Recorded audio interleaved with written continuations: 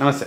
కాబట్టి ఆంధ్రప్రదేశ్ అంతా కూడా కర్నూలు జిల్లాకు సంబంధించినటువంటి కట్టాల నుంచి రామలింగ ఏదైతే స్కూల్ ఉందో ఆ స్కూల్లో ఒక పాప ఆత్మహత్య చేసుకుందని చెప్పేసి స్కూల్ యాజమాన్యం చెప్పుకురావడం జరిగింది. అయితే ఆ పాప తల్లి మాత్రం లేదు, మా పాపని మానభంగం చేసి స్కూల్ యాజమాన్యానికి సంబంధించినటువంటి వ్యక్తులు దాన్ని ఆత్మహత్యగా చిత్రీకరించారని చెప్పేసి గత 6-7 సంవత్సరాల నుంచి అందులో దోషులు ఎవరో వాళ్ళకి శిక్ష విధించారని చెప్పేసి నాటు తెలుగుదేశం ప్రభుత్వాన్ని నేటు వైసీపీ ప్రభుత్వాన్ని పదే పదే వాళ్ళని ప్రాధాయపడడం, విజ్ఞప్తి తెలపడం, నిరసన చేపట్టడం చాలా చేయడం జరిగింది.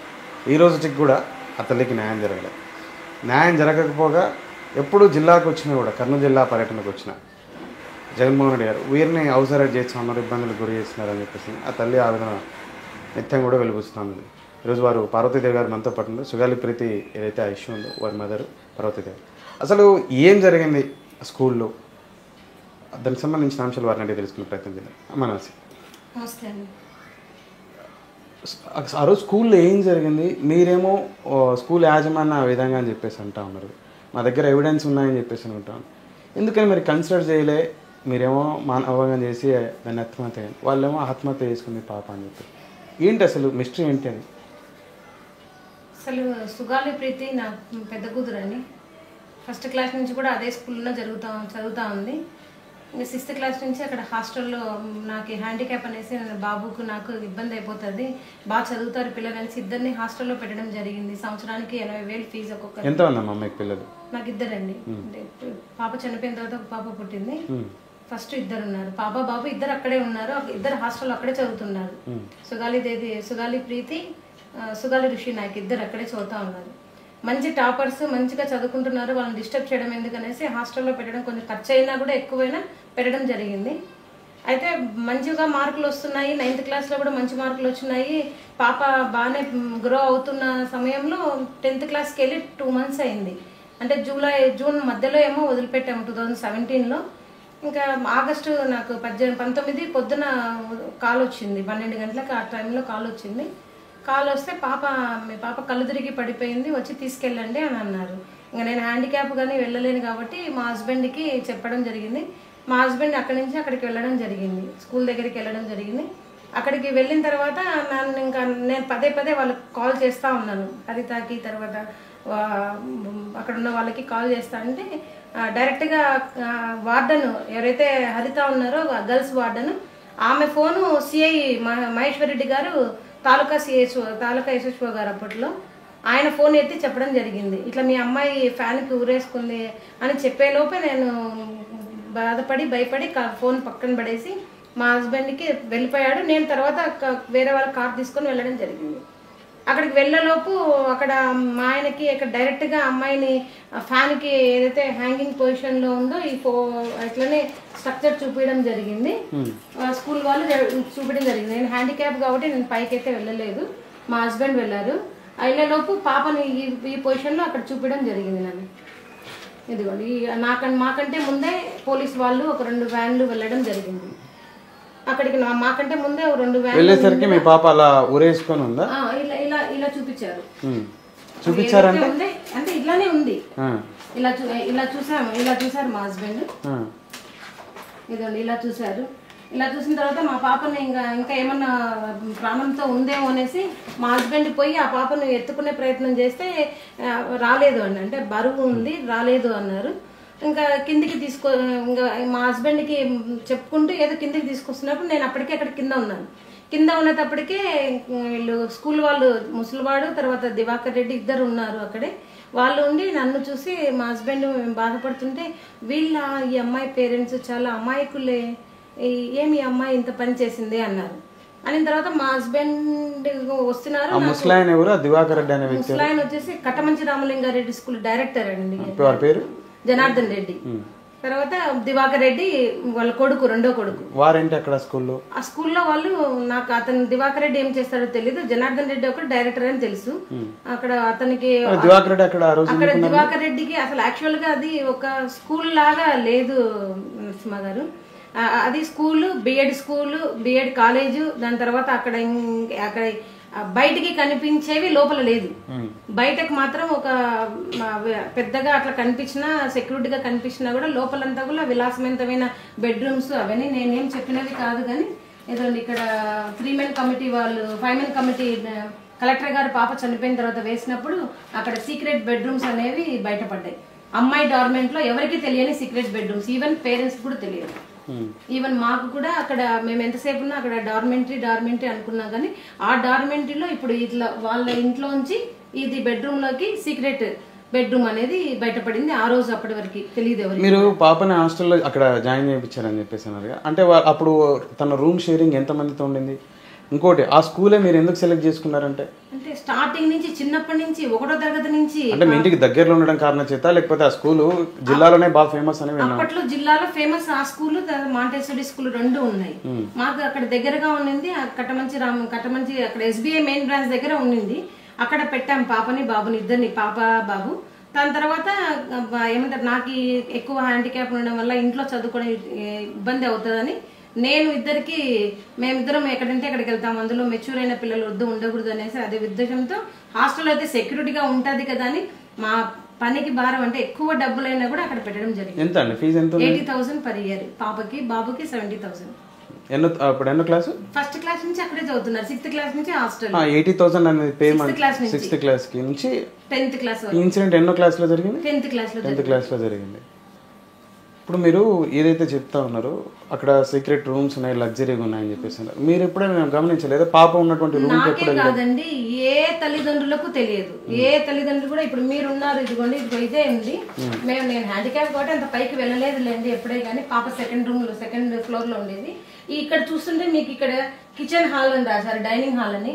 డైనింగ్ హాలే ఉంది, కానీ డైనింగ్ హాల్ దగ్గర ఉన్న ఇది సీక్రెట్ బెడ్రూమ్. కానీ ఏ పేరెంట్ కూడా డౌట్ లేదు, ఎందుకంటే అదంతా కలిసి ఉంది.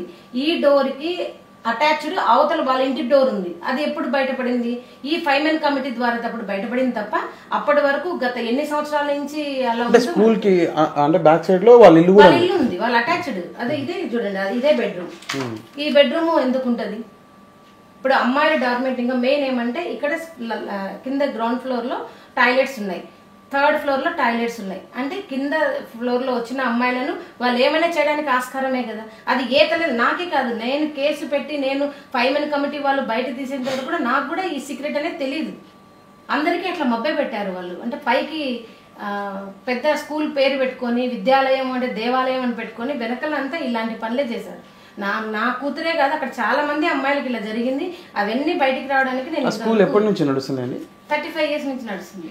అంతకుముందు ఎప్పుడు లేనటువంటి అలిగేషన్ పార్వతీదేవి గారే ఇచ్చినారని చెప్పేసి అన్నట్టు వాళ్ళ సైడ్ నుంచి వారు దీనికి ఎందుకోసారి? అవును, నాకు ఇప్పుడు మీరు అంటా ఉన్నారు అక్కడ అవన్నీ జరుగుతున్నాయని చెప్పేసి. మీ పాప ఎప్పుడైతే జాయిన్ చేయించారో అప్పుడు కాదు, అది ఎప్పటి నుంచో ఉంది. అంతకుముందు తల్లిదండ్రులు కానీ ఇన్సిడెంట్ అయిన తర్వాత కానీ ఒక్కరు కూడా చెప్పలేదని చెప్పేసి. అది దానికి ఒకటి నయానా భయానా అని ఏవో కొన్ని సామెతలు ఉంటాయి. ఫస్ట్ గా మనం కేసు పెట్టినప్పుడు కూడా వాళ్ళు నన్ను ఫస్ట్ ఏమన్నారు, అయ్యో ఇలా అమ్మాయికులే, ఇలాంటి వాళ్ళకే ఇలా జరిగింది అని అనడం స్టార్ట్ చేసిన తర్వాత మా అమ్మాయికి పోస్ట్ మార్టం జరిగింది. పోస్ట్ మార్టం జరిగిన మరుసటి పోస్ట్ మార్టం జరిగి భూస్థాపితం చేసి వచ్చిన రోజే మా ఇంటికి మా లీడర్స్ని పంపించారు. ఇలా కాంప్రమైజ్ కావాలి మీరు, ఎందుకంటే రేపు మీకు చెడ్డ పేరు తీసుకొస్తారు, చెప్తారు వాళ్ళు, బయటికి ఏమేమో నెగిటివ్గా వస్తాయి, పాప పేరు వస్తుంది అని ఎన్నో చెప్పారు. అంటే అక్కడ ఫస్ట్ నయాన అయిపోయింది, అంటే అమ్మ బుజ్జగించడం అయిపోయింది. నెక్స్ట్ డబ్బు చూపించారు, తర్వాత నెక్స్ట్ మా ఇంట్లో దొంగతనం.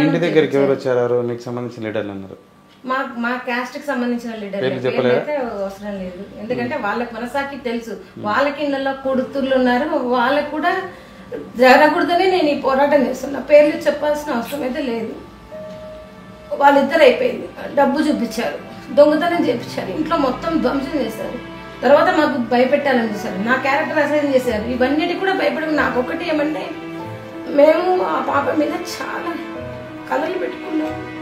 ఎందుకంటే ఆ పాప మంచిగా చదివేది, ఆ అమ్మాయి హ్యాండ్ రైటింగ్ చూస్తే కూడా మీరు చాలా మంచి అమ్మాయిని కోల్పోయినారంటారు, అంత ఇంటెలిజెంట్. ఆ అమ్మాయి ఒక IAS ఆఫీసర్ అయ్యి మమ్మల్ని పోషించుకుంటే వాళ్ళ ప్రతి పేరెంట్స్ అంటే అనిపించుకుంటాం అనేసి అంత కష్టపడినప్పుడు ఆ పిల్లలు అలా చేసినారని నేను చెప్పట్లేదు. నేను అసలు ఆ స్కూల్ మీద ఎప్పుడైనా నింద వేయలేదు. నింద వేసిందానైతే నేను అసలు స్కూల్కి పంపించను కదా పిల్లల్ని. యాజ్ ఎ మదర్గా మీరు ఆలోచించండి, ఫాదర్ మదర్గా మేము ఎవరు పంపించరు. కానీ పోస్ట్ మార్టం అబద్ధం చెప్తుందా చెప్పండి. పోస్ట్ మార్టం రిపోర్ట్ అబద్ధం చెప్తుందా? ఏం చెప్పిందండి పోస్ట్ మార్టం రిపోర్ట్ లో రీసెంట్ సెక్షువల్ ఇంటర్కోర్స్ జరిగింది, అది కూడా యూట్రస్ నిండా ఒక ఫ్లూయిడ్ ఉంది. ఆ ఫ్లూయిడ్ ఏంటని పెథాలజీ డిపార్ట్మెంట్ పంపిస్తే అది హ్యూమన్ సెమెన్ అని వచ్చింది. మరి ఏంటి చెప్పండి దాని అర్థం? ఇందులో మీరు ప్రధానంగా ఆరోపణ చేసినది ఏంటంటే యాజమాన్యానికి సంబంధించిన వ్యక్తులే ఉన్నారని చెప్పేసి, వాళ్ళని ఎలా చెప్తా ఉన్నారు మీరు? ఎలా చెప్తామండి చెప్పండి? అది కస్టోడియల్ రేప్ కింద తీసుకోవాలి ఈ కేసుని. ఎందుకంటే ఆ అమ్మాయి సేఫ్ గా ఉంటుందని మనం ఒక ప్లేస్ లో అమ్మాయిని 80,000 ఫీజు కట్టి మరి నేను చదివిస్తున్నాను. మరి అది చదివిస్తున్నప్పుడు వేరే వాళ్ళు వెళ్ళి బలవంతంగా చేసి రేప్ చేసి రాగలరా చెప్పండి? ఇప్పుడు అంత కాంపౌండ్స్ వదిలేసి, అంత ఏమంటారు వాళ్ళ సెక్యూరిటీ వదిలేసి, సెక్యూరిటీకి భయపడకుండా వెళ్ళి రేప్ చేసి, అదే ఒక్కరు కాదు 2-3 రేప్ చేసి వచ్చేంత ఉందా వాళ్ళకి? ఒకవేళ ఉంటే కూడా వాళ్ళదే బాధ్యత కదా, కస్టోడియల్ డెత్ కదా అది. వాళ్ళు ఈ పాటికి వాళ్ళు కాకుండా వేరే వాళ్ళు అంటే ఈ పాటికి ఈజీగా ఇదిగో ఈ వాచ్మెన్, ఇదిగో ఈ మిల్క్ మ్యాన్, ఇదిగో ఈ వీళ్ళు చేస్తున్నారు మాకు కూడా తెలియదు అనేసి మాకు సానుభూతిగా ఉండేవాళ్ళు. కానీ కాదు అక్కడ జరుగుతున్నది. అక్కడ బయటికి దేవాలయము, లోపలంతా ఇలా అమ్మాయిలు చేస్తున్నారు. అదే నేను ఇందాక చెప్పినట్లు గతంలో కానీ ఇప్పుడు కానీ ఈ ఆరోపణలు మళ్ళీ ఎవ్వరు కూడా ఎందుకు చేయలేదు? ఒక్క పార్వతీది గారే నయానా భయానా డబ్బు ఆశ చూపించిన, భయపెట్టిన, క్యారెక్టర్ అసోసియేషన్ ఇంటి మీదకి వచ్చి దాడి చేసిన లొంగకోకుండా ముందుకు వెళ్తాను. మరి మీరు అదే నిజమైతే ఇంకా ఎవరైనా మీ సంఘటన జరిగినప్పుడన్నా బయటికి రావాలి కదా? ఇది జరగడం అనేది అసలు యాక్చువల్ గా వచ్చేసి అక్కడ పెద్ద వాళ్ళకి, వాళ్ళ ఫ్రెండ్స్ కి అమ్మాయిలను టార్గెట్ చేసి, నాట్ ఓన్లీ చిన్నపిల్లలు, ఓన్లీ 10th క్లాస్ వాళ్ళ టార్గెట్. ఎందుకంటే 10th క్లాస్ అయిపోతానే వాళ్ళు వెళ్ళిపోతారు, దాని తర్వాత సమస్య అనేది రాదు. ఎందుకు చాలా జరిగాయి, చాలా మిస్సింగ్లు కూడా ఉన్నాయి. నేను దానికోసం చాలా పరిశోధిస్తున్నాను కానీ నా వల్ల కావడం లేదు. అందుకనే సిబిఐకి వెళ్ళాలా అని చెప్తున్నాను.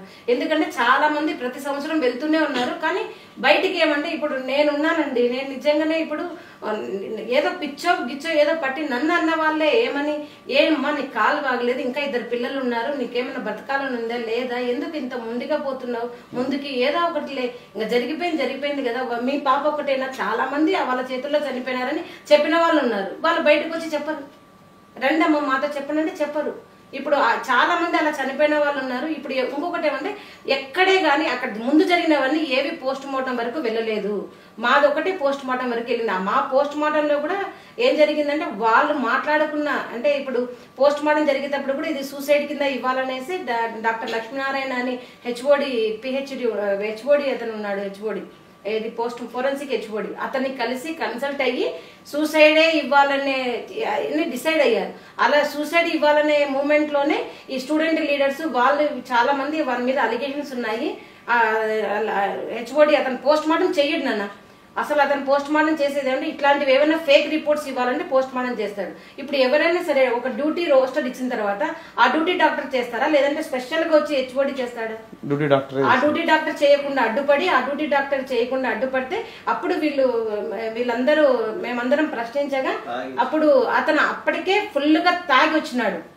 హెచ్ఓడి ఫుల్ గా తాగి, డాక్టర్ బి లక్ష్మీనారాయణ. అతని హిస్టరీ చూసుకుంటే 2016లో 2007లో 2008లో కూడా వాళ్ళ కో స్టాఫ్ ని రేప్ చేసి నేను అమ్మాయిని అనుమతించిన అని చెప్పుకొని సస్పెండ్ అయిన వ్యక్తి ఇలాంటి కేసులకు మాత్రమే బయటకు వచ్చి చేస్తాడు.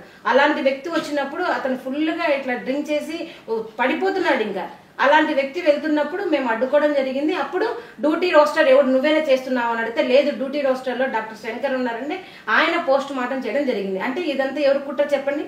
ఇప్పుడు నిజంగా మా పాపకే చనిపోయింటే నువ్వు నాకు డబ్బు ఇవ్వాల్సిన అవసరం లేదు, నువ్వు నిరూపించుకో. నాకు డబ్బు ఇవ్వాల్సిన అవసరం లేదు, నన్ను బెదిరించాల్సిన అవసరం లేదు, నన్ను క్యారెక్టరైజింగ్ చేయాల్సిన అవసరం లేదు కదా. డబ్బు ఎంత మీకు ఆఫర్ చేశారు? నాకు 2 crores ఆఫర్ చేశారు. ఇష్యూ నుంచి సైలెంట్ అయిపోయింది. చంపుతామని కూడా బెదిరించారా?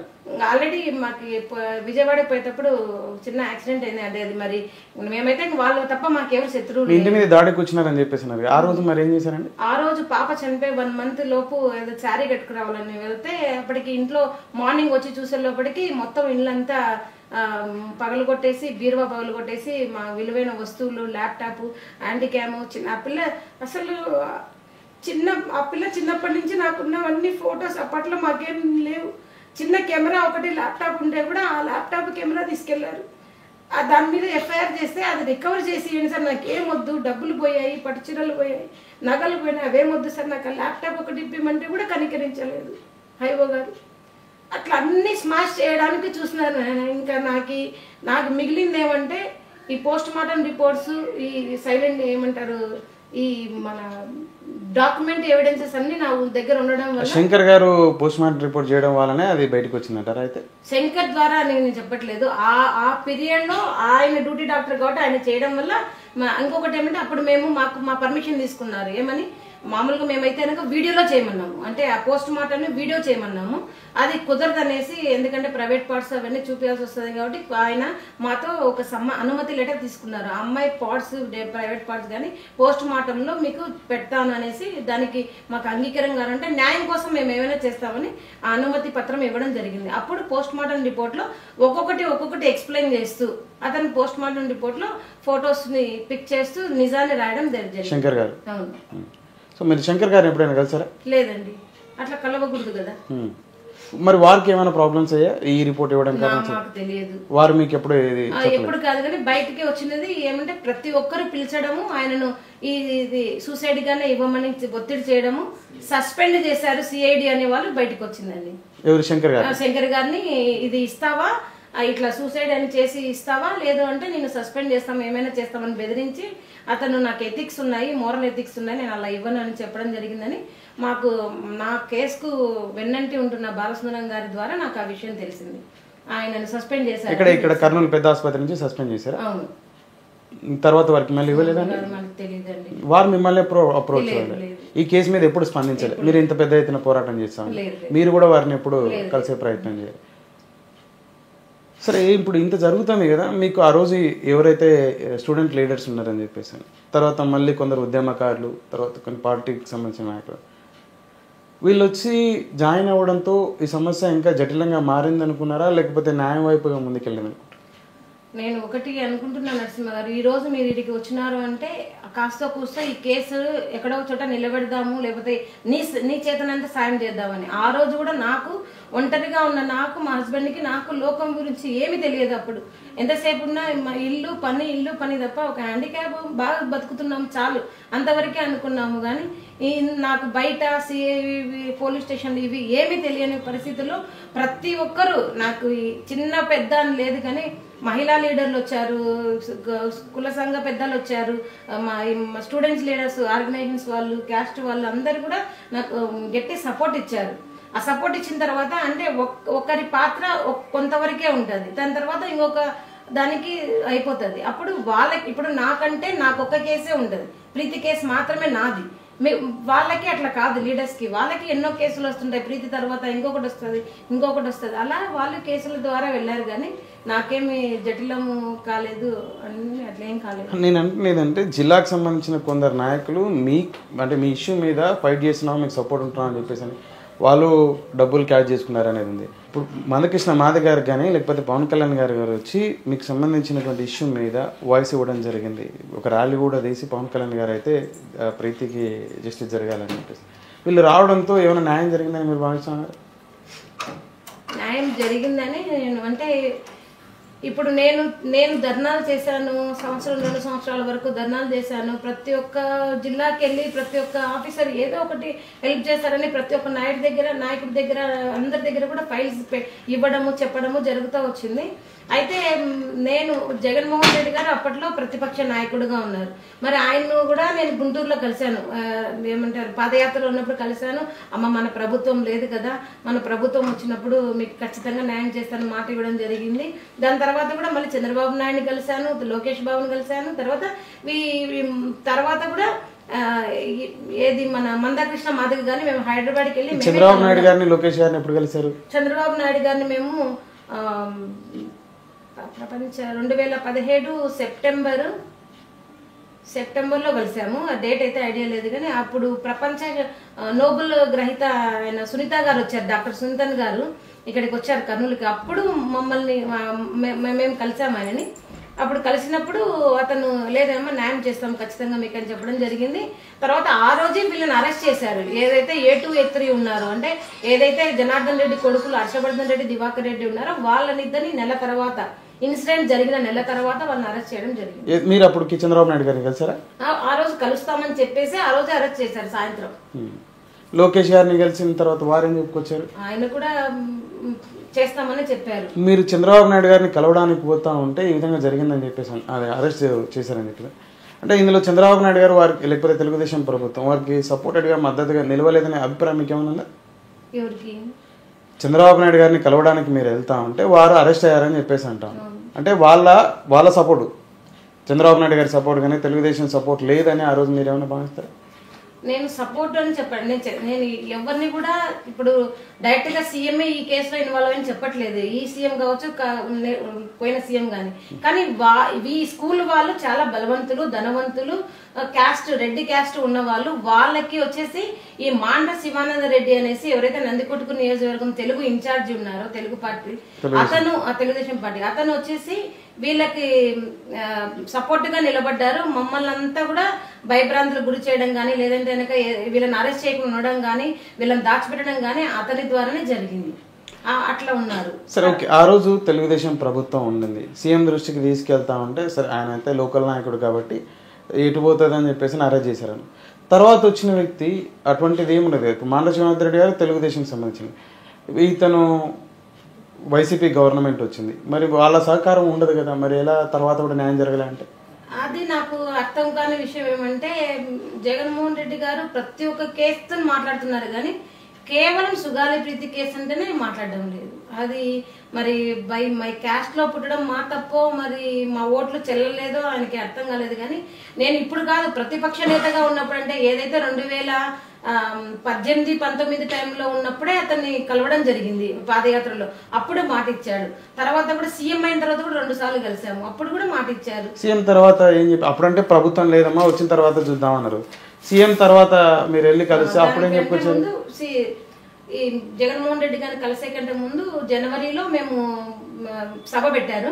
మందాకృష్ణ మాదిగ గారు, ఎస్సీ ఎస్టీ బీసీ మైనార్టీ మొత్తం లీడర్స్, స్టేట్ లీడర్స్ అంతా కూడా వచ్చి పాప కోసం ర్యాలీ చేయడం, నిరసన ర్యాలీ చేశారు. సిబిఐకి కేసును అప్పచెప్పాలనేసి జనవరిలో చేశాము, 2020 జనవరిలో చేసాం. చాలా 5,000-10,000 మందితో వచ్చారు. బాగా జరిగింది సభ. మందాకృష్ణ గారు ఆయన ఒకటే డిమాండ్ చేశారు, ఈ కేసు సిబిఐకి రావాలి. ఇట్లాంటి సుగాలి ప్రీతి కేసులు చాలా జరుగుతున్నాయి స్కూల్స్లలో, హాస్టల్స్లలో. ఇలాంటి వాటికన్నిటికీ శిక్ష పడాలంటే ఫస్ట్ సిబిఐకి రావాలి అని డిమాండ్ చేశారు. మేము కూడా దానికి పెట్టాము. దాని తర్వాత పవన్ కళ్యాణ్ గారిని అప్రోచ్ అయ్యాము. పవన్ కళ్యాణ్ గారిని ఎందుకు అప్రోచ్ అయ్యామంటే, ఇక్కడ నాకు చేయలేదు కాబట్టి నేను అక్కడికి వెళ్లాల్సి వచ్చింది. ఇక్కడ నాకు న్యాయం జరిగితే కనుక నేను ఎవరి దగ్గరికి వెళ్లాల్సిన అవసరం లేదు. 2019లో ఆయన కలవడం జరిగింది. ఆయన అప్పటికి చంద్రబాబు నాయుడు గారిని, లోకేష్ గారిని, తెలుగుదేశానికి సంబంధించిన ముఖ్య నాయకులను కలిశారు. నాటి ప్రతిపక్ష నాయకుడు, తర్వాత జగన్మోహన్ రెడ్డి ముఖ్యమంత్రి గారిని కలిశారు, తర్వాత ఉద్యమ నాయకుల్ని కలిశారు. వీళ్ళు ఎవరితో కావట్లేదు, సో పవన్ కళ్యాణ్ గారిని కలిసి ఏమైనా న్యాయం జరుగుతుందని ఆశతో వేరు. అంటే వీళ్ళు ఎవరితో కావట్లేదని కాదు, కానీ వాళ్ళు చేసిన సాయానికి ఇంకా ఆయన ఏమైనా చేయగలరేమో అని వెళ్ళడం జరిగింది. అప్పటికే ఆయన ఓడిపోయి కూర్చో ఉన్నారు. అతనికి చెప్పడం జరిగింది, అన్న నా పాపకు ఒక్కటే కాదన్న, అక్కడ చాలా మందికి జరుగుతూ ఉంది అన్యాయం. ఆ పిల్లకి ఒక్కదానికి, ఆ పిల్ల నేను ఇప్పుడు చేసే పోరాటం వల్ల ఆ పాప ఏమీ తిరిగి లేచి అమ్మ అని పిలవదు. కాకపోతే వాళ్ళ క్షోభ నేను భరించలేను. చిన్న పిల్లల మీద అత్యాచారం అనేది చాలా బాధాకరం అని ఆయన చెప్పడం జరిగింది. ఆయన అప్పటి నుంచి ఈ రోజు వరకు కూడా పవన్ కళ్యాణ్ గారు ఆయనకి ఎన్ని బెదిరింపులు వచ్చినాయో, ఏం చేసినారో కూడా ఏం లెక్క చేయకుండా సుగాలి ప్రీతికి న్యాయం జరగాలని నిన్నటి స్టేజ్లో కూడా ఇప్పటి వరకు కూడా మాట్లాడుతున్న ఒకే ఒక్క నాయకుడు అంటే పవన్ కళ్యాణ్ గారే. అప్పుడు పవన్ కళ్యాణ్ గారు ఏం చేశారంటే, కర్నూలులో ర్యాలీ చేద్దాం, భారీ ర్యాలీ అనేసి ఫిబ్రవరిలో ఒక డేట్ ఫిక్స్ చేస్తే, ఆ రోజు దాని తర్వాత ఫిబ్రవరి 18, 20, 20 తేదీ జగన్మోహన్ రెడ్డి గారు వచ్చినప్పుడు అతి కష్టం మీద దొబ్బుకుంటూ వెళ్ళి నేను కలవడం జరిగింది. అందరూ మీరు పవన్ కళ్యాణ్ కలిసినారు కదా, మీరు ఈయన కలవకూడదు అట్లని చెప్తున్నారు. అది నేను అడిగాను, ఎందుకు అట్లా? మేము కూడా ఓట్లు వేస్తేనే కదా ఆయన సీఎం అయ్యారు, కాబట్టి మాకు కలిసే అర్హత ఉందని ఆయన దొబ్బుకుంటూ నేను, మా ఆయన బాలసుందరం గారు అనేసి ఆయన ముగ్గురం వెళ్ళి జరగడం జరిగింది. అప్పుడు తీసిన ఫోటో ఇది. అప్పుడు చెప్పారు ఆయన. ఆ రోజు ఏం చెప్పారు? అమ్మ మీకు న్యాయం జరగాలి, ఏం జరగాలి, సిబిఐకి రావాలి. అమ్మ సిబిఐకి నేను ట్రాన్స్ఫర్ చేస్తాను, జీవోస్ ఇస్తున్నాము, ట్రాన్స్ఫర్ చేస్తాము అని చెప్పేసి ఆయన పక్కనున్న ఓఎస్డి ధనుంజయ రెడ్డి గారు ఆయనకి నెంబర్ ఇచ్చి, ఇదో వీళ్ళని మళ్ళీ ఒకసారి తీసుకురండి, అక్కడ ఆ స్కూల్లో జరుగుతున్నవి చాలా ఉన్నాయి సార్, మీకు మేము చెప్పుకోవాలని ఇదిగోండి ఇట్లా అడగగా ఆయన చెప్పింది ఏమంటే, ఆ ఓఎస్డి ధనుంజయ రెడ్డి గారి నెంబర్ తీసుకొని వీళ్ళని అపాయింట్మెంట్ చేసి తీసుకురమ్మని చెప్పారు. అది ఎప్పుడు 2020 ఫిబ్రవరి 18 ఇప్పటి వరకు తీసుకోవడం కాదు కదా ధనంజయ రెడ్డి గారు. ఇదిగో ఇప్పుడే లైన్ లో కావాలంటే లైవ్ లో ఫోటో అది కాల్ చేస్తాను, మాట్లాడండి. ఒక్క కాల్ ఎత్తడం లేదు, మా అన్ని రిజెక్ట్ కాల్లో పెట్టారు. ఇంకొకటి ఏమంటే మీరు ఫోన్ చేస్తే మేము ఇవ్వాలి అపాయింట్మెంట్ అని మాట్లాడుతారు. ఎవరన్నారు అలా? ధనంజయ రెడ్డి గారు. అలా ఎన్నిసార్లు చెప్పారు? చాలా సార్లు చెప్పారు. నా ఫోన్ నెంబర్, మా ఆయన phone number, Balasundaram sir phone number, ముగ్గురు నెంబర్ బ్లాక్ లో పెట్టారు. ఇప్పటికి నిన్న కూడా మెసేజ్, ఈ రోజు కూడా పెట్టాను మెసేజ్. సార్ ఒక్కసారి అపాయింట్మెంట్ ఇప్పివ్వండి, అక్కడ జరిగేవే చెప్పాలి, నా పిల్ల కాదు సార్. చాలా మంది పిల్లలు అక్కడ ఇట్లా అయిపోతున్నారు. జిల్లా నాయకులకు చెప్తే వీళ్ళన్నా తీసుకెళ్ళలేదా? కర్నూలు ఎమ్మెల్యే గారికి కానీ లేకపోతే? వాళ్ళు అదే అంటున్నారు. ఇప్పుడు ఎవరైతే కర్నూలు జిల్లాలో ఉన్న ప్రతి ఒక్క నాయకులు మాకు ఒక్కసారి కూడా ఏమైంది ఈ కేసు అని అడగని వాళ్ళ దగ్గరికి వెళ్ళి నేను వెళ్ళి వాళ్ళని అడుక్కుంటే వాళ్ళు అప్పుడు తీసుకెళ్తారంట వాళ్ళకి ఇష్టమైంది. మీరు ఇప్పటి వరకు కర్నూలు జిల్లాలో 14 మంది ఎమ్మెల్యేలు ఉన్నారు, అంతా కూడా అందరు కూడా అధికార పార్టీ నాయకులే. మీరు స్వయంగా వెళ్ళి ఏ నాయకులైనా కలిశాను? అందరినీ కలిశాను. ఆఫీస్ ఖాన్ గారిని కలిశాను, శ్రీదేవి గారిని కలిశాను, సుధాకర్ గారిని కలిశాను, సంజీవ్ కుమార్ గారిని కలిశాను. ప్రతి ఒక్క ఎంపీ ఎవరిని కలవకుండా అనేది ఎవరు అపాయింట్మెంట్ ఇప్పలే, ఎవరు లేదు. సిద్ధార్థ రెడ్డి అనే యువకుడు యువతని పెద్ద ఎత్తున ఆదర్శంగా లేకపోతే ముందుకు తీసుకెళ్తా అని చెప్పేసి జిల్లాలో ముందుకు వెళ్తా ఉన్నాడు, వారిని కలవలేదా? కలిసాను. సిద్ధార్థ రెడ్డి గారిని కూడా ఎలక్షన్స్ ముందు కలిసాము. వారేం చెప్పుకొచ్చారు? ఎలక్షన్స్ లో అంతా కూడా ప్రీతి కేసులు చెప్పాడు ఆయన. ప్రతి వీడియోలో సుగాలి ప్రీతి పేరు చెప్పకుండా కట్టమంచి స్కూల్లో ఇట్లా పలానా ఒక చిన్న దళిత అమ్మాయిని రేప్ చేసిన కేసులో ఈ మాండ శివానంద రెడ్డి వెళ్ళి డిఐజీ దగ్గర భోజనాలు చేసి అట్లా అంతా చెప్పుకుంటూ వచ్చాడు కేసు గురించి. నాకు కూడా ఒకటే మాట ఇచ్చినాడు. నేను ఇట్లనే బాధపడుతుంటే అక్క మీరేం బాధపడొద్దండి, మీకు ఖచ్చితంగా న్యాయం జరుగుతుంది, న్యాయం చేస్తా అన్నారు. మన ప్రభుత్వం రావాలన్నారు. ప్రభుత్వం వచ్చినాక యాక్చువల్ గా సిద్ధార్థ రెడ్డి గారికి మాండ శివానంద రెడ్డి గారికి చాలా పెద్ద ఎత్తున విభేదాలు ఉన్నాయని చెప్పేసి నేను బహిర్గతంగానే చూసాను. మంచి రెవెల్యూరీ నడిచింది. ఎలక్షన్ టైంలో వారిని బదనం చేయడానికి మీ పాపని పెద్ద ఎత్తున కోట్ చేసుకుంటా మాట్లాడారని చెప్పేసి, మరి వచ్చిన తర్వాత మిమ్మల్ని వారు అప్రోచ్ చేయడం కానీ మీరు అధికారంలోకి వచ్చిన తర్వాత ట్రై చేసాము కానీ ఇవ్వలేదు. ఒకసారి ఏమో ఇచ్చారు, తర్వాత ఆయన అంత అప్పుడు మాట్లాడినంత మాట్లాడలేదు. ఏం మాట్లాడారు అధికారంలోకి వచ్చిన తర్వాత? చూద్దాం. మళ్ళీ ఏ సందర్భంలో ఇప్పుడు అంతకుముందు కోట్ చేశాడు కదా ఎక్కడైనా సభకి వెళ్ళినప్పుడు, ఆ స్కూల్లో ఇలా జరుగుతుంది దానికి మాండ శివానంద రెడ్డి గారి మద్దతుగా ఉన్నారని చెప్పేసి అని, తర్వాత ఏమి అసలు ఫోన్ నెంబర్ కూడా నాది బ్లాక్ పెట్టారు. తర్వాత ఏం మాట్లాడలేదు. మీరు మాండ శివానంద రెడ్డి గారిని ఎప్పుడైనా కలిసారా? సార్ మీరు ఎందుకు మద్దతు ఇచ్చా ఉన్నారండి ఇట్లా అని చెప్పేసి అని. మీరు మాండ శివానంద రెడ్డి గారు వాళ్ళ కట్టమంచి ఏదైతే స్కూల్ యాజమాన్యంలో వాళ్ళ బంధువులు అనే కారణం చేతనే వారి మీద మీరు ఆరోపణ చేస్తున్నారంటే వాళ్ళు చెప్పకుంటే అనక ఇప్పుడు మాండ శివానంద రెడ్డి అనే వ్యక్తి వీళ్ళకన్నా సపోర్ట్ చేయకుండా ఉంటే అనక వాళ్ళు ఆ రోజే అరెస్ట్ అయ్యేవాళ్ళు. సరే ఏదైనా కానివ్వండి, అరెస్ట్ ఇప్పుడు వారి సపోర్ట్ వాళ్ళకి దొరుకుతుందని మీరు ఎలా అభిప్రాయపడతా ఉన్నారు? వాళ్ళు తప్ప ఇంకొకరు ఎవరు లేరు. మాకు అంటే మాకు వస్తున్నాయి, మాకు అన్ని సమాచారం వస్తుంది, కానీ పలానా వాళ్ళు చెప్పారని. పార్వతీదేవి గారు నాకు సందేహం ఏంటంటే, మాండ శివానంద రెడ్డి అనే వ్యక్తి మాజీ ఐపీఎస్, అలాగే నంద్యాల పార్లమెంట్ నుంచి తెలుగుదేశం పార్టీ అభ్యర్థిగా పోటీ చేశాడు, వారి రిలేషను అని చెప్పేసి చెప్పుకోవచ్చు.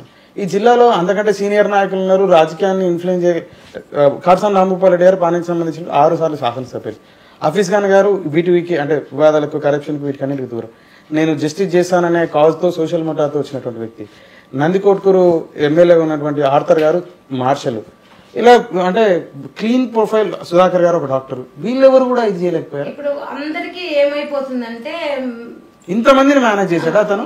మేనేజ్ చేసిండొచ్చు. ఇంకొకటి ఏమంటే ఇప్పుడు నా కేసులో ఇప్పుడు మీరు వచ్చారు నా కేసుకి, మా లీడర్స్ కానీ ఎవరైనా కానీ నా వెనకాల సపోర్ట్ నిలబడ్డారు.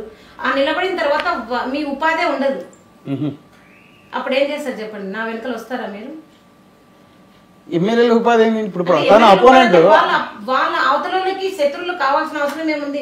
సుగాలి ప్రీతి కేసు కోసం నేను మాండ శివానంద రెడ్డికి దూరంగా అమ్మంటారా, లేకపోతే కట్టమంచి వాళ్ళకి డబ్బుకు దూరంగా అమ్మంటారా, లేదంటే కట్టమంచి రామలింగారెడ్డి వీళ్ళందరికీ డబ్బులు ఇచ్చాడా? ఏమో తెలియదు కదా. అన్ని డబ్బులు కొన్ని వేల కోట్లు ఉన్నాయి వాళ్ళ దగ్గర. స్కూల్ ఇప్పుడు చూడండి, మీరు రేపు కన్నా ఉంటే కనుక చూడండి, స్కూల్ క్యాంపస్ చూపిస్తాను. ఏ స్కూల్లో లేని ఫెసిలిటీస్, ఏ స్కూల్కు లేని రిజిస్ట్రేషన్, ఏ స్కూల్కు లేని బయటకు కనిపించే 2 ఎకరాలతో లోపలంతా ఫారెస్ట్ ఏరియా 40-50 ఏకర్స్ ఆక్రమించుకున్నారు. అది ఎవరి వల్ల ఉంది? ఎవరిది అండి? అది గవర్నమెంట్ది. ఎవరు అడగట్లేదు. స్కూల్ విస్తీర్ణం ఎంత ఉంటుందండి ఇప్పుడు? స్కూల్ విస్తీర్ణం దాదాపుగా లోపలికి 40 to 50 acres ఉంటుంది లోపల, బయటికి మాత్రం కనిపించదు, బయటికి కనిపించదు. ఎంతమంది ఉంటారు దాంట్లో విద్యార్థులు? 1000 పైన ఉంటారు అనుకుంటా.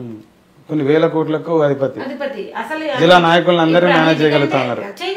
చేయగలడు. డబ్బు ఏమైనా చేయగలదు. ఇప్పుడు అన్నిటికంటే ఇప్పుడు సరే ఇప్పుడు వదిలేసింది స్కూల్ అయితే, ఇప్పుడు వేరే వాళ్ళకి శ్రీ చైతన్యకి ఇచ్చారు. కానీ ఇప్పటికీ ఆయన స్పెషల్ ఇంకా నడుస్తూనే ఉంది. స్కూల్ క్యాంపస్ లో ఎక్కడైనా మీరు హోటల్ పెట్టడం చూసినారా? ఇప్పుడు వెళ్ళి చూడండి ఒకసారి. కట్టమంచి దగ్గర కృతింగ హోటల్, ఏదైతే అనుమానాస్తిత అది బెడ్రూమ్ అంటున్నామో ఆ బెడ్రూమ్ ని హోటల్ చేసుకొని అతను నడుపుకుంటున్నాడు. ఎవరు ఇచ్చినారండి పవర్స్? అంటే ఇప్పటికీ పవర్ నడుస్తూనే ఉంది.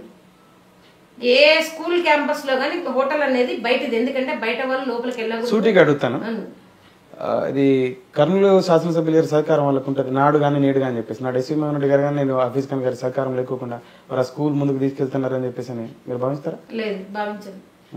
వాళ్ళ సహకారం ఉందంటారు? ఉంటుంది, ఖచ్చితంగా ఉంటుంది. నాడు శాసనసభ్యులు కానీ నేడు శాసనసభ్యులు కానీ ఇద్దరు ఎమ్మెల్యేలు, అలాగే ఇక్కడ ఉన్నటువంటి అధికారులు కానీ. నేనేమడుగుతున్నానంటే, నేను ఇప్పటికి కూడా ఇప్పుడు ఎమ్మెల్యే ఆఫీస్కర్ గారికైనా, తర్వాత ఎస్వి మోహన్ రెడ్డి గారికైనా, ఎవరికైనా కూడా నేను అడుగుతున్నది ఒకటే, సార్ నా కూతురు బతికి రాదు, గోరిలోంచి బతికి రాదు నా పిల్ల, ఏమి ఇప్పటికి 7 సంవత్సరాలు అయిపోయింది. నేను ఇంకొక ఆడపిల్ల, అది ఎవరైనా కావచ్చు, నరసింహ గారు మీ బంధువులైనా కావచ్చు, నా బంధువులైనా కావచ్చు, ఇంకా వేరే వాళ్ళ బంధువులు చెల్లెలైనా కావచ్చు, ఏ ఒక్క ఆడపిల్లకి అలా చిత్రహింసలు పెట్టి చనిపోయే స్థితి రాకూడదు. ఇప్పుడు నేను డబ్బులు తీసుకుంటే నన్ను అడిగే వాళ్ళు కూడా ఎవరు లేరు. సర్లే ఆమె కడుపు పాత్రము తీసుకుందిలే అనుకుంటారు. కానీ తర్వాత నెక్స్ట్ ఇదే కొనసాగదా? మీరు అడిగారు ఇంతవరకు ఎవరు రాలేదని. ఇప్పుడు నేను తీసుకుంటే కూడా నన్ను కూడా ఆ లిస్టులోనే ఉండేదాన్ని. నేను కూడా ఇప్పుడు ఆ లిస్టులోనే ఉండేదాన్ని. పోస్ట్ మార్టంలో లక్ష్మీనారాయణ చేసింటే సూసైడ్ అని అంటే ఇంకా నేను కూడా ఎందుకబ్బా ఇంత సూసైడ్ చేసుకోవాల్సిన అవసరం నా కూతురికి ఏమొచ్చింది, అంత కర్మ పట్టిందా, నేను ఇంత బాగా చూసుకొని కాళ్ళు లేకుండా ఇంత కష్టపడి డబ్బులు అప్పులు చేసి మరీ స్కూల్కి పంపిస్తే ఎందుకు ఇలా చనిపోయింది అనే స్థితికే వెళ్ళిపోయేదాన్ని. కానీ లేకపోతే జరిగేది అది సూసైడ్ అని చెప్పుకొచ్చే సందర్భంలో మీ పాప మీద తర్వాత కొంతకాలం తర్వాత ఫైట్ చేసినప్పుడు మీ మీద వేరే విధంగా తీసుకోవచ్చు. అప్పుడు ఎలా అనిపిస్తుంది? కరెక్టే. సరే సూసైడ్ కిందనే అయినప్పుడు, సూసైడ్ అయినప్పుడు నీ స్కూల్కి ఏం చెడ్డ పేరు రాదు కదా. మరి నన్ను ఎందుకు మీరు మేనేజ్ చేయాలని చూస్తున్నారు? నా ఇంట్లో ఎందుకు దొంగతనం చేపించినారు?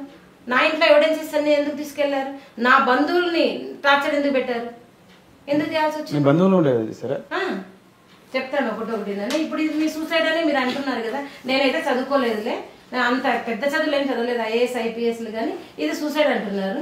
ఇదిగోండి మీకు కూడా సూసైడ్ లాగానే కనిపిస్తుంది. ఇదిగోండి ఇది కూడా సూసైడే. మీకే సూటి ప్రశ్న ఒకటి అడుగుతున్నా. చనిపోయిన తర్వాత ఇదిగో నాలుక బయటికి తీసారా? మరి చనిపోయిన తర్వాత నాలుక బయటకు వచ్చిన తర్వాత మళ్ళీ లోపలికి వెళ్తుందా? వెళ్ళదు కదా.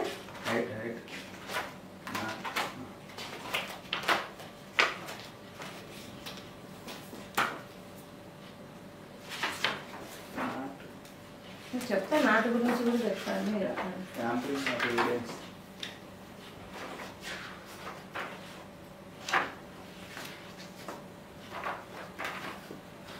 చూపిస్తే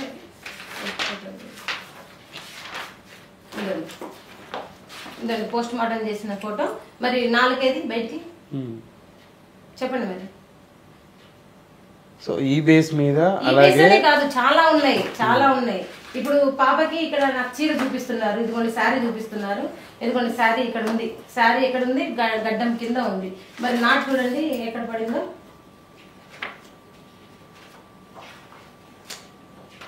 ఇదిగోండి చూడండి, ఇది చీర గుర్తు అంటారా మీరు చెప్పండి. మరి ఇది చీర గుర్తు దీంతో మరి చెప్పండి. ఇది ఇక్కడ ఉంది, కోసుకుంటుందా చీర? ఎక్కడైనా కోసుకుంటుందా? ఇదే హిస్టోపెథాలజీలో మేడం ఇచ్చారేమంటే అది చీరతో వచ్చిన గాయం అయితే కాదు, అది ఏదో నైలాన్ తారు కానీ లేదంటే టెంకాయ పీస్తో కానీ వాడిన వస్తువు అన్నారు. మరి మీరు మా పిల్ల చనిపోయింటే మరి ఎందుకు మీరు అంత క్రియేట్ చేయాల్సిన అవసరం ఏమొచ్చింది? పోస్ట్ మార్టంలో ఎందుకు రాలేదు? అట్లా చేస్తారనే కదా ఫొటోస్తో సహా ఎవిడెన్స్ పెట్టినారు ఆయన. మరి చెప్పండి. ఇన్ని ఎవిడెన్స్ ఉన్నాగా ఆ రోజు SP గారు కానీ కలెక్టర్ గారు కానీ ఎందుకని చర్యలు? మా దగ్గర ఉన్నది మా దగ్గర లేనిది వాళ్ళ దగ్గర ఉన్నది డబ్బు, ధన బలం. వెనకల ఎవరు మాట్లాడే వాళ్ళు లేరు. ఎంతమంది లీడర్స్ వచ్చినా కూడా మాకు. ఎవరండి ఆ రోజు SP? గోపీనాథ్ రెడ్డి. గోపీనాథ్ రెడ్డి గారు ఉన్నారు, కలెక్టర్ గారు సత్యనారాయణ గారు ఉన్నారు. ఇద్దరు కూడా రెస్పాండ్ అవ్వలేదు. రెస్పాండ్ అవ్వాలంటే ఫ్యాక్ట్స్ ఫైండ్ కమిటీ వేశారు, 5 మెన్ కమిటీ వేశారు. 5 మెన్ కమిటీలో అక్కడ సీక్రెట్ బెడ్రూమ్ బయటపడింది. అప్పట్లోనే ఏమి ఇచ్చారు ఆయన కలెక్టర్ గారు, అక్కడ ఉన్న ప్రతి ఒక్క మెయిల్ స్టాఫ్ కి DNA పరీక్ష చేయించండి అన్నారు, సెమెన్ టెస్ట్. కానీ ఎవరు చేయలేదు, పట్టించుకోలేదు. ఆయన వెంటనే ట్రాన్స్ఫర్ చేసినారు. అట్లా 5 మంది కలెక్టర్లు, 5 మంది ఎస్పీలు మారారు. అందరిని అప్రోచ్ అయ్యారు మీరు? అందరినీ అప్రోచ్ అయ్యాను. ఇప్పటికి ఉన్న డాక్టర్ సృజనాన్ గారిని కూడా కలిసాను. ప్రయోజనం లేదు. ఒక ఎస్పీ గారు ఒక కలెక్టర్ గారు మిమ్మల్ని ఇబ్బంది పెట్టారని చెప్పేసి. అవును పెట్టారు, ఒకరిగా చాలా మంది పోయిన వాళ్ళందరూ పెట్టారు, 4 పెట్టారు. అంటే పరోక్షంగా ఇప్పుడు వాళ్ళని అరెస్ట్ చేయకుండా ఉండడము. ఇప్పుడు మా ఇంట్లో దొంగతనం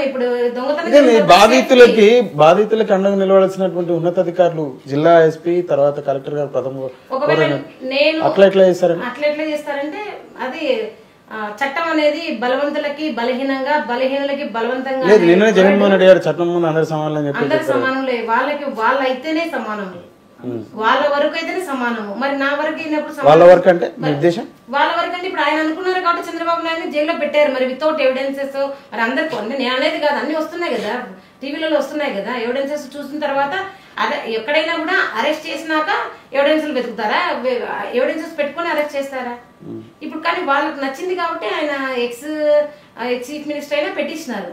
అదే నా కేసులో ఎందుకు చేయలేకపోయినారు? ఇదే ఇప్పుడు చట్టం సమానమే అన్నారు కదా, మరి ఇదే జగన్మోహన్ రెడ్డి గారు ప్రియాంక రెడ్డి గారికి జరిగిన అన్యాయాన్ని చట్టసభలో బల్లాల బుద్ధి మరి ఎన్కౌంటర్ ఇస్ కరెక్ట్ మెథడ్ అన్నారు. మరి నా కేసులో ఎందుకు చేయట్లేదు? నా పిల్ల కదా, 14 సంవత్సరాల పిల్ల, నా పిల్ల రేపు జరిగిన పిల్ల కదా. నా పిల్ల బయటికి పోలేదే, హాస్టల్లోనే ఉంది. మరి హాస్టల్లో ఉన్నప్పుడు అత్యాచారం జరిగితే చంపేస్తే మంచిదేనా?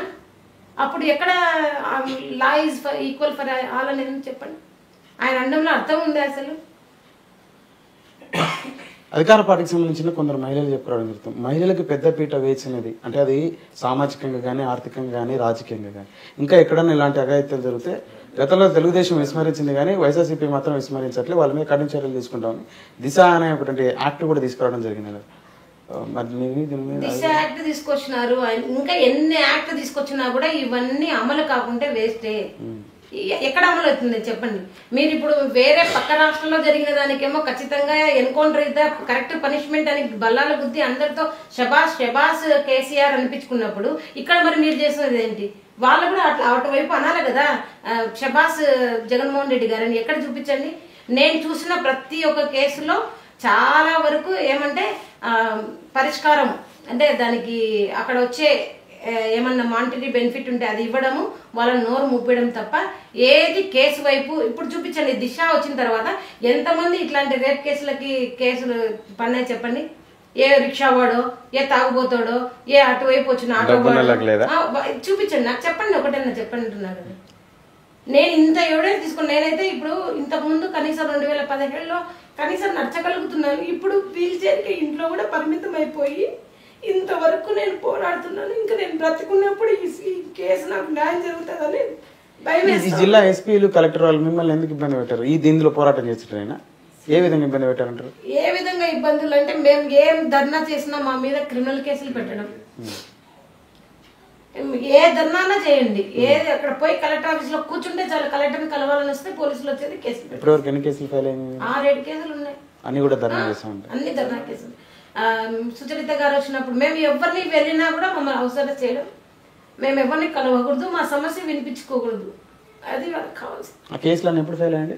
2018 నుంచి స్టార్ట్ అయినాయి, 2019 నుంచి స్టార్ట్ అయినాయి, 2021 వరకు రీసెంట్ గా.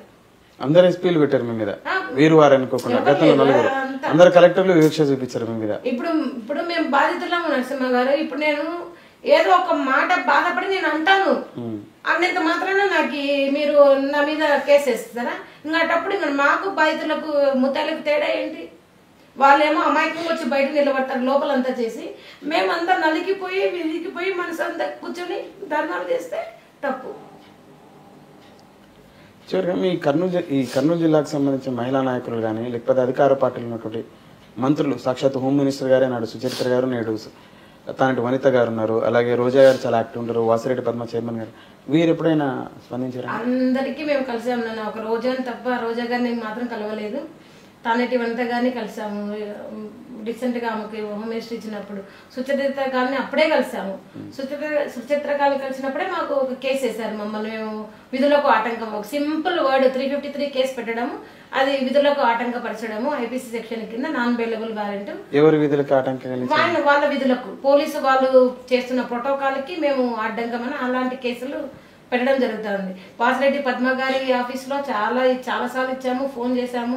అంతకంటే ముందు ఉన్నప్పుడు నుంచి కూడా నన్నప్పుడు ఉన్నప్పుడు అందరూ పెట్టాము, అందరికీ ఇచ్చాము, ఒకరికైనా ఇవ్వలేదు. సుచరిత గారికి తెలుసు కేసు గురించి, మన తానేటి వనిత గారికి కూడా తెలుసు, విడుదల రజనీ గారిని కూడా కలిసాము. ఇంకా ఈ రోజా గారిని ఒక్కరే కలవలేదు. ఆ రోజా గారు కర్నూలుకి వచ్చినప్పుడు కలుద్దామంటే ఆమె వేరే వేరే యాక్టివిటీస్ లో ఉంటారు, కానీ ఇలాంటి వాళ్ళని కలవడానికి అయితే రాలేదు. ఎప్పుడైనా అడిగారా అపాయింట్మెంట్ కావాలని వారిని? దీని మీద అయితే ఏ మహిళా నాయకులు జిల్లానే అనింది కదా, చట్టసభల్లో గన్ను కంటే ముందే జగన్ వస్తాడు అని చెప్పింది ఆమెనే. మరి అలాంటప్పుడు పార్వతి కనపడలే. ఒక వికలాంగురాలు కనపరారు, ఒక డబ్బు లేని వాళ్ళు కనపరారు, వాళ్ళకి ఒక క్యాస్ట్ లేని వాళ్ళు కనపరారు. ఆమెనే ఒక వీడియోలో చెప్తుంది కదా, మేము ఎస్సీ ఎస్టీలో కాదు, నువ్వు దగ్గరకు వచ్చి కూర్చోవచ్చు, దూరంగా కూర్చున్నావు అంటే. మా మీద అంత ఉంది, మేము ఏం చెప్పలేము. సరే, మీకు న్యాయం జరుగుతుందని చెప్పేసి మీరు అనుకుంటా ఉన్నారా? ఇంకోటి, ఇప్పటి వరకు మనకృష్ణ మాదిక్ కానీ లేకపోతే పవన్ కళ్యాణ్ గారు కానీ ఇంకో కొందరు మీకు మద్దతుగా నిలిచారు కదా, దాదాపు 7 సంవత్సరాలు మీ పోరాటంలో మీరు సాధించింది ఏంది? ఇంకా దేనికోసం మీ ఆరాటం అని చెప్పేసి అంటే? నా ఆరాటం అంటే 7 సంవత్సరాల్లో నేను సాధించింది ఏమంటే, ఒక కట్టమంచి స్కూల్లోనే ఇలా జరుగుతుందని కదా, చాలా స్కూల్స్లలో ఇట్లా అమ్మాయిలను టార్చర్ చేసి చంపేస్తుంటే బయటికి చెప్పలేని పరిస్థితి ఆడవాళ్ళది.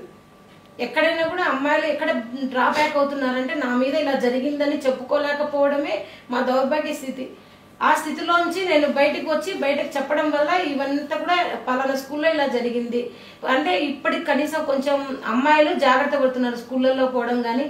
అంటే రూమ్స్ ఇప్పుడు నేను ఏదైతే చెప్పానో సీక్రెట్ బెడ్రూమ్స్ కానీ అన్ని పర్యవేక్షించడం కానీ అలా జరుగుతూ ఉంది. ఈ 7 సంవత్సరాల్లో నేను సాధించింది ఏమంటే, డైరెక్ట్గా అక్కడ స్కూల్లో పనిచేసిన వాళ్ళే మాకు తెలిసిన మా బాలసుందరం గారికి చెప్పడం ఏమంటే, అన్న ఆ పాపకు అన్యాయం అయితే జరిగింది, ఆ పాప చనిపోవడం అయితే మళ్ళీ తీసుకురాలేం, కానీ కాకపోతే ఆ తల్లి వికలాంగురాలైనా కూడా నిలబడడం వల్ల ప్రతి సంవత్సరం ఒక ఆడపిల్ల బ్రతుకుతుంది ఆ స్కూల్లో చనిపోకుండా అనేది చెప్పారు. మీరు ఎప్పుడైతే మీ సమస్యని బయటికి తీసుకొచ్చారో అప్పటి నుంచి ఇప్పుడు అక్కడ అరాచకాలు జరగట్లేదు లేదు. ఎప్పుడైతే సుగాలి ప్రీతి మరణం కాబడ్డదో తన మరణంతో అక్కడ జరిగేటువంటి మరణాలను ఆపింది అయితే మీ పోరాటంతో.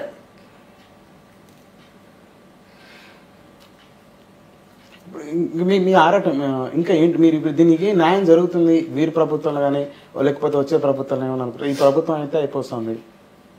ఒకవేళ రేపు పవన్ కళ్యాణ్ గారు రాజకీయంగా వేరే విధంగా అడుగులైపోతున్నారు, ఒకవేళ రేపు వారికి అవకాశం వచ్చి వారితో ఏమైనా జరుగుతుంది అనుకుంటారు? నా నమ్మకం అయితే కనుక పవన్ కళ్యాణ్ గారు వస్తే కనుక నా కేసుకు న్యాయం జరుగుతుందని అనుకుంటున్నాను. ఎట్లా అంటే, ఇప్పుడు ప్రతిపక్ష నేతగా ఉన్నప్పుడు జగన్మోహన్ రెడ్డి గారికి నేను నా గోడు విన్నవించుకున్నాను.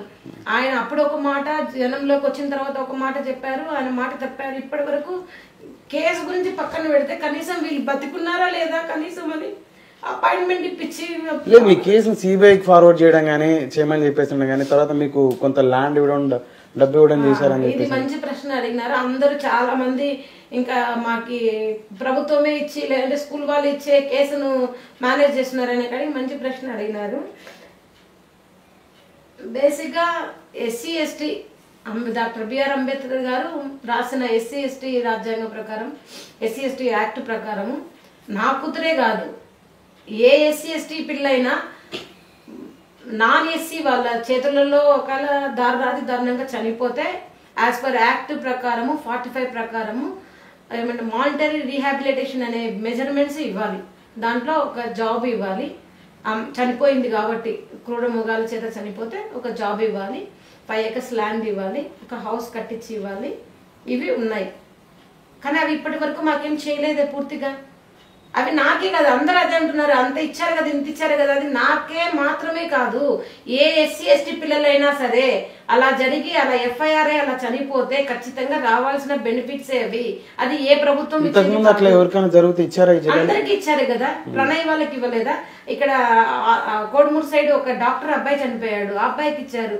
రీసెంట్ గా సో ఇక్కడ సుగాలి ప్రీతి మదరైన ప్రీతి పార్వతీదేవి గారికి సపరేట్ ఏమి ఇవ్వాలి అంటారు? సపరేట్ యాక్ట్ ప్రకారం ఇచ్చారు, అది కూడా సొగమే ఇచ్చారు మాకు. ఇప్పటి వరకు 2017లో అయితే మాకు రావాల్సినవి విత్-ఇన్ 3 months అంటే 90 days లోపే మాకు జాబ్ ఇవ్వాలి, 90 days లోపే ల్యాండ్ ఇవ్వాలి, 90 days లోపే ల్యాండ్ ఇవ్వాలి, వాళ్ళకి కట్టించి ఇవ్వాలి హౌస్, అవి 3 ఇవ్వాలి. కానీ ఆ 3 జాబ్ మా హస్బెండ్కి జాబ్ ఇచ్చారు.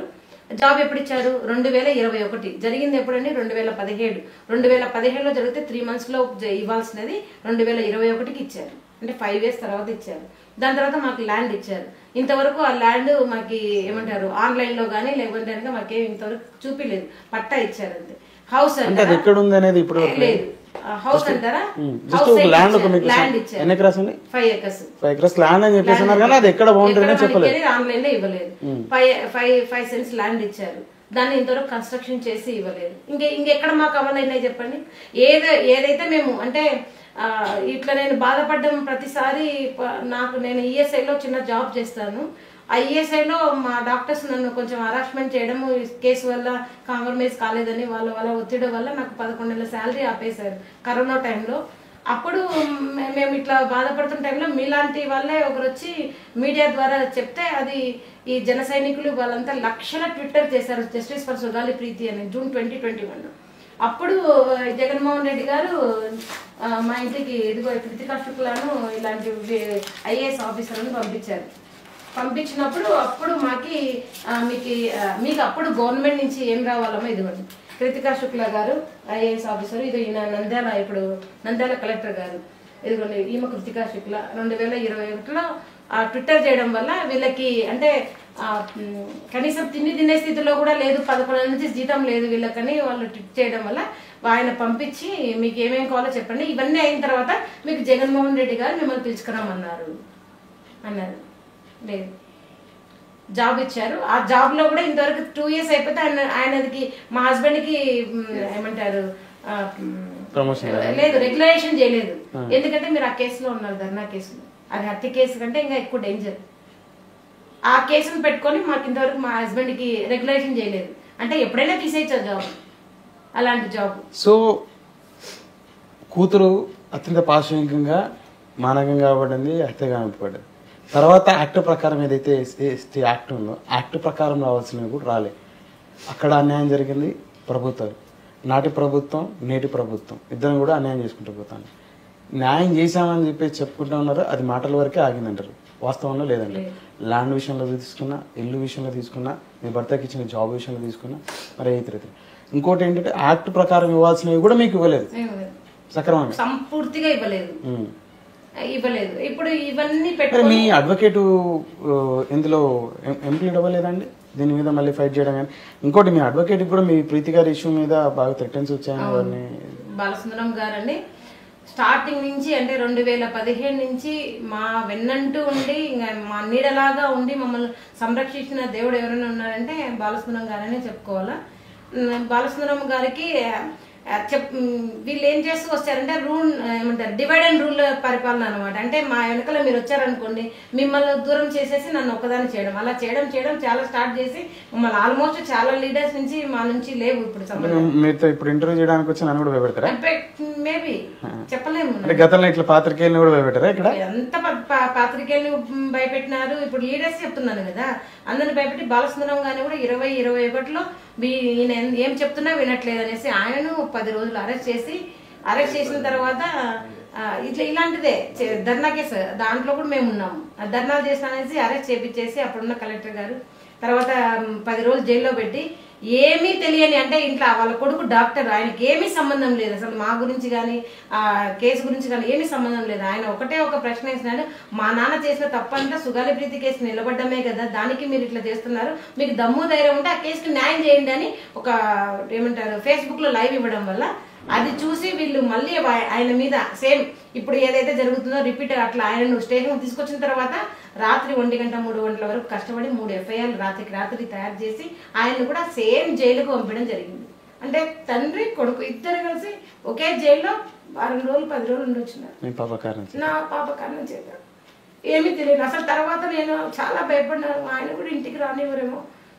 మీరు ఒకసారి వీలైతే చూడాలి, మేము ఎమ్మెల్యేలకు ఎంపీలకు ఓట్లు వేసి గెలిపించుకుంటాము, ఇళ్ళ కాడ తిరుగుతాం, కానీ ఆయన దగ్గర నిజంగా ఎస్సీ ఎస్టీ బీసీ మైనార్టీ ఏ కులం వాళ్ళ కులం మతం ఏమి చూడకుండా పొద్దున 9 గంటలకు కూర్చుంటే రాత్రి 11 గంటలు ఆయన టైము, ఆయనదే పెన్ను, ఆయనదే పేపర్, ఆయననే కొట్లాట, ఆయననే వాదన. ఎవరైతే గొంతు లేకున్నారో వాళ్ళకి గొంతై నిలబడతారు. బాలసుందరం గారు ఒక్క రూపాయి కూడా తీసుకోరు, ఒక్క రూపాయి కూడా తీసుకోరు. ఆయనే మాకు ఇంటికి వెళ్తే తిండి పెడతారు. ఇంట్లో వాళ్ళందరికి కూడా నేను ఒక పెద్ద కూతురుని అయిపోయాను. అసలు తను మీ పాప కారణం చేత మీ కేసు టేకప్ చేయడం కారణం జైల్లో ఉండేసి వచ్చాడు కదా, తర్వాత వచ్చిన తర్వాత మీతో ఏమైనా వచ్చిన తర్వాత మేము భయపడ్డాం, ఆయన కాదు, మేమే భయపడ్డాం. అమ్మో ఇంకా రానివ్వరేమో అని. కానీ వాళ్ళ ఫ్యామిలీ అంతా మమ్మల్ని ఒక్క ఇంట్లో వాళ్ళగా చూసి మమ్మల్నే కాదు ఎక్కడ పల్లెటూరు వాళ్ళు వస్తారు అక్కడికి, ఎవరినే కానీ రావద్దు అని చెప్పలేదు. ఎందుకంటే ఆయనకు ప్రజలే నిలబడినారు. ప్రజలే అసలు ఎవరికి చేయలేని ధర్నాలు, ఎవరికి చేయలేని ప్రతి పల్లెటూరులో ఆయన ఫోటోలు పెట్టి ధర్నాలు చేసి ఆయన వచ్చిన తర్వాత ఒక పండగలాగా చేసినారు ఆ విడుదలని. ఆయన కూడా ఒకటే అనుకున్నారు, ఏంటంటే నేను ఒక దొంగతనం చేసి జైలుకి పోలేదు, ఒక లంచగొండితనం చేసి బయటికి పోలేదు, ఒక హత్య చేసి నేను పోలేదు, ఒక అత్యాచారం చేసి పోలేదు, నిజానికి నిలబడ్డాన్ని పోయినాను. ఓకే, మీ అడ్వకేట్ కూడా వాళ్ళు బాగానే డబ్బులు ఆఫర్ చేసినారని. అవునండి, ఆఫర్ చేసినారు, మాకు ఎదురుగా మాట్లాడినారు ఫోన్లో. మీరు ఒక్కరు తప్పుకోండి, వాళ్ళు మేము ఏమైనా చేసుకుంటాము అనే కాడికి మాట్లాడారు. నేను కాదు, బాలసుందరం సార్ గారే ఉన్నారు. ఆయనకు తెలియకుండా ఏది కూడా జరగదు, ఏమి కూడా మేము ఒక్క రూపాయి ఇవ్వలేదు. మేము కాదండి, మీరు వచ్చి చూడండి, అక్కడ ఏ ఒక్కరు ఇవ్వరు. సో కర్నూలు జిల్లాలో మరో జస్టిస్ చంద్రుడు అయితే తమిళనాడుకు సంబంధించిన ఒక జస్టిస్ చంద్రుడు ఏదైతే అడ్వకేట్ ఉందో, అంబేద్కర్ గారిని అయితే చూడలేదు, కానీ ఆయననే ఒక అంబేద్కర్ లాగా నేను చూస్తున్నాను. ఎందుకంటే ఆయన భావజావాలన్నీ కూడా ఎస్సీ ఎస్టీ బీటీ మైనార్టీ వాళ్ళు వర్దిల్లాలి, ఎస్సీ ఎస్టీ బీసీ మైనార్టీ వాళ్ళకి గొంతు లేదు, గొంతు ఉండదు, మాట్లాడే గొంతు. కాబట్టి నేను వాళ్ళ గొంతుకై గత 35 సంవత్సరాలుగా చేస్తా ఉన్నారు ఈ సేవను. చివరిగా మీరు సాధించిన విజయంగా దీన్ని భావించవచ్చా? ఇప్పుడు కటమంచి ఈ రామలింగం ఏదైతే స్కూల్ ఉందో, ఆ స్కూల్ ఈరోజు చైతన్య స్కూల్ యాజమాన్యానికి ఇచ్చి వాళ్ళు తప్పుకోవడాన్ని ఎంతో వాళ్ళు అంటే గత 35 సంవత్సరాలు సంపాదించుకున్నటువంటి క్రెడిబిలిటీని వాళ్ళు పక్కకి వెళ్ళిపోయి ఇంకొకరికి ఇవ్వడానికి ఇది మీరు సాధించిన విజయంగా భావించారు? నేనేమైతే విజయం అనుకోవడం లేదు. ఎందుకంటే వాళ్ళు ఏదైతే ఇప్పుడు మాకు చెడ్డ పేరు ఉంది, మా దాంట్లో స్కూల్లో పిల్లలు ఎవరు రారు కాబట్టి నేను ఇంకొకరికి ఇస్తే కనుక వాళ్ళు వస్తారనే ఆలోచనతో ఏమన్నా ఇచ్చారేమో తెలియదు. నేనైతే అట్లా అనుకోవడం లేదు. అలా అనుకుంటే కనుక అదే స్కూల్లో వాళ్ళు రన్ చేసుకోలేరు హోటల్ని.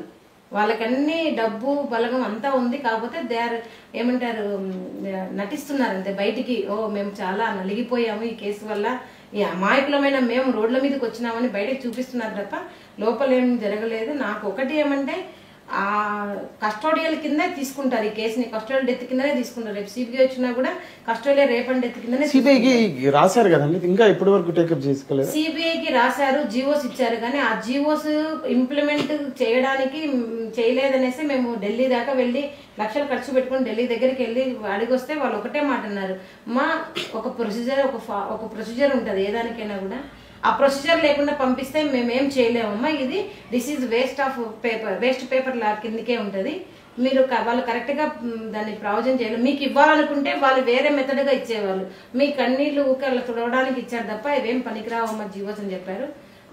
ఆ జీవోస్నే ఇంప్లిమెంట్ చేయమని నేను హైకోర్టులో 2019 నుంచి వేశాను. ఇంతవరకు బెంచ్ మీదకి రానివ్వలేదు. ఇప్పుడు మిమ్మల్ని మభ్యపెట్టడానికి ఇక్కడ ఏదో ఒక సిబిఐకి ఇచ్చామని జీవో పాస్ చేశారు, కానీ అది ఏ ఫార్మాట్ లో ఇవ్వాలో సిబిఐ వరకు ఆ విధంగా ఇవ్వలేదు, అందుకని వాళ్ళు టేకప్ చేయట్లేదు. ప్రొసీజర్ హైకోర్టులో ఎస్పీతో రాంగ్ పెట్టిస్తున్నారు కదా, ఇక్కడ మీకు ఒక ప్రొసీజర్ ఉంటుంది. ఆ ప్రొసీజర్ ఏంటంటే ఫస్ట్ జీవోస్ ఇచ్చారు, ఆ జీవోస్ ఇచ్చిన తర్వాత అంటే నేను సిబిఐకి ఒప్పుకుంటున్నాను అని, అలాంటప్పుడు ప్రభుత్వం ద్వారా అఫిడవిట్ ఏమైపోయాలి, అవును ఇది కేసు నిజమే కాబట్టి ఈ కేసుని ఇవ్వాలి అంటే ఏదైతే మనం డౌట్స్ చూపిస్తామో, మేమైతే ఏమైతే రైజ్ చేస్తామో ఆ డౌట్స్ వాళ్ళు చూపిస్తే అక్కడ సిబిఐ టేకప్ చేస్తుంది. కానీ వీళ్ళు ఏం చేస్తున్నారు, ఇక్కడ మనకేమో జీవోస్ ఇచ్చారు, మళ్ళీ ఎస్పీ గారితో ఏం పెట్టిస్తారు, ఇది అంత పెద్ద కేసు ఏం కాదు, మా వాళ్ళు కరెక్ట్ గానే చేస్తున్నారు ఇంతవరకు ఇన్వెస్టిగేషన్ అంటే సిబిఐ హైకోర్టు ఇస్తుందా చెప్పండి. అట్లా కౌంటర్ అఫిడవిట్ తప్పుడు అఫిడవిట్లు ఇప్పిస్తున్నారు, ఇంకెక్కడి నుంచి వస్తుంది దాన్ని మేము. సో మోసపూరితంగా ప్రభుత్వం ఈ విషయంలో ప్రవర్తిస్తుంది అంటారు. ఖచ్చితంగా. చివరిగా అమ్మాయి తల్లిదండ్రులు అంటే హాస్టల్లో వదిలిపెట్టేటువంటి అమ్మాయి తల్లిదండ్రులకు మీరు ఇచ్చే సందేశం?